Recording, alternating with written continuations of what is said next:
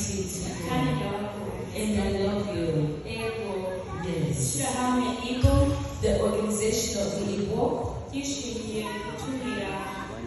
They will invite our organization, BCUSA,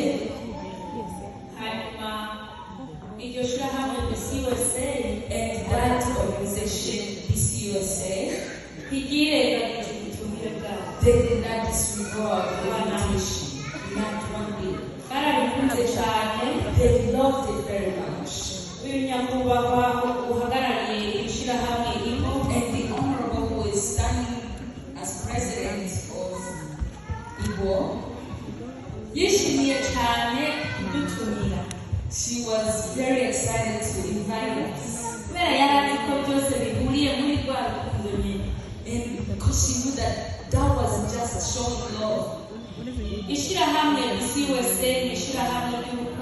The organization BCUSA is an organization of love.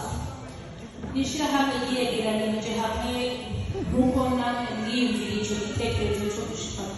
is the people who came together just as you guys got to come together.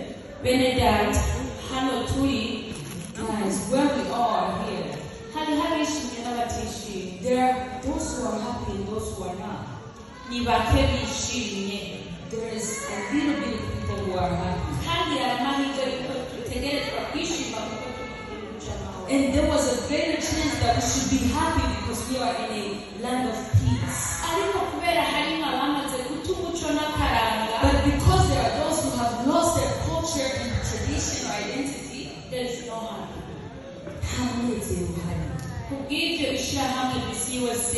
Therefore, the organization of BCUSA, we saw that there are those who die and they are cremated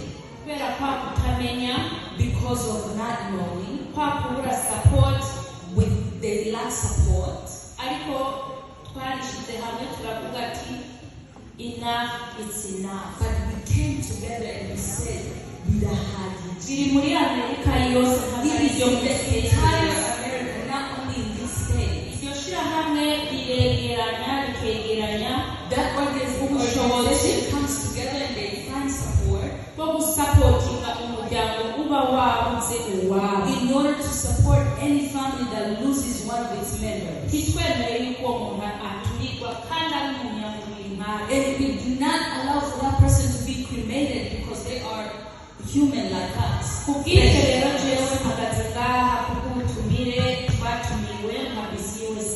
I'm standing here as a representative and the person who accepted the invitation.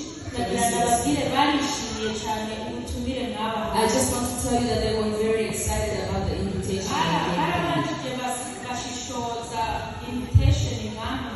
They first analyzed the invitation in the federal government. And they said these people, especially because they are standing for the youth. I believe that there is no parent here in America without a child. And even if they don't have it, their brethren has it.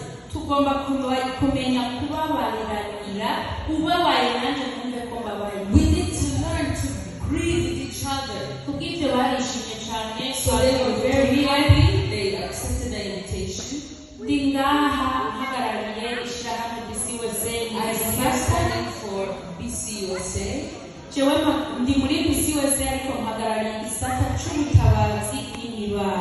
I am in BCUSA and representing now, but I am in the sector of to help, aiding and emergencies. Yeah.